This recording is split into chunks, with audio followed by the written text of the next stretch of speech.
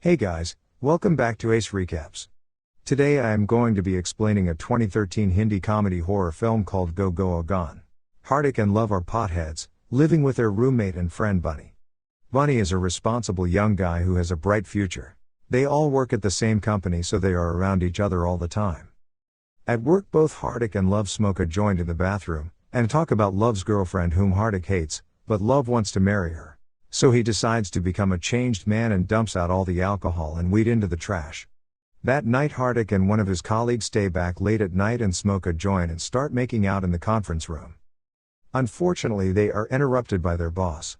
So she hides under the desk and Hardik climbs out the window. The boss finds the joint and catches her hiding under the desk. She blames Hardik by pointing at the window. When the boss looks out the window, he recognizes Hardik by the tattoo on his back, so he decides to jump down the building and escape. Back at home, Hardik is mad to Love for throwing away all his stash. So he ravages through the trash, complaining all the while about how expensive it is. But Love is smitten with Love and doesn't bother. Love then takes his girlfriend out for dinner, where he was going to surprise her with a ring. But there he realizes that she has been cheating on him for the past 6 months and is heartbroken. Back at home, Love is seen ravaging through the dustbin looking for the joint he had previously thrown away. He then decides to change his life again, but in the opposite direction. He promises never to fall in love again and spend his life partying, drinking, smoking and sleeping with girls. Hardik smiles and nods with approval. The three friends then decide to travel to Goa, which is the party hub of India. There at the resort, Hardik and Love are seen smoking a joint in the pool while Bunny attends a meeting. At the pool, Love meets his Facebook friend Luna, whom he doesn't really recognize. But men being men, he tries to hit on her by saying that he is over his girlfriend. But she points out that he still calls her his girlfriend, which means otherwise. She then invites him to a party on a remote island which is organized by the Russian mafia. Hardik and Love are too broke to get to the island, so they exchange Bunny's car for a boat to get to the island. They decide to exchange it back the next day, but Bunny isn't too happy about this. But they somehow convince him and get to the island. That night, all the friends get to the party and have the time of their lives. The Russian mafia then start distributing an experimental drug to the people at the party at the cost of 5,000 rupees per pill. But the guys are too broke to afford it and decide to skip the drug. Hardik then has sex on the beach with a foreigner. And Love tries to hit on Luna but strikes out. The next morning, the three friends meet at the beach. It looks like everyone who took the pill last night have turned into zombies and are attacking each other. The friends are clueless about the apocalypse but are approached by a Russian who tries to communicate with them but is then attacked by the zombies. The three friends freak out and run away as fast as possible through the forest, where they spot a cottage high up the mountain. Love figures that Luna must be there and decides to go looking for her. Hardik and Bunny are hesitant as they want to get out of this island, but Love manages to convince them. At the cottage, they see that the zombies have already attacked the place but find Luna safe and sound hiding in one of the rooms. They all decide to try and get off the island, so they start walking through the forest once again. On their walk, they are attacked by a group of zombies. But luckily they are saved by a man from the Russian mafia named Boris, who is actually from Delhi. Boris, his partner Nikolai, the three boys, and Luna plan to use the boat they had used to travel to the island to escape from it, as the ferry was supposed to pick them up after 2 days because that's how long the party was supposed to be. On the way to the boat, Hardik and Love ask Boris for guns since they were experts at Call of Duty. Boris trusts them and says that the bullets are very precious and that they need to use 1 bullet for 1 zombie and not waste any more. Right then, a zombie attacks and Hardik and Love start firing at the zombie, emptying their mags on just 1 zombie, and they didn't even manage to kill it. This makes Boris very mad, but they get distracted by a group of zombies and manage to escape. Boris explains that the drug at the party last night was experimental and it made people feel so good that it shuts down the brain except for one small part. This makes them hungry for human flesh.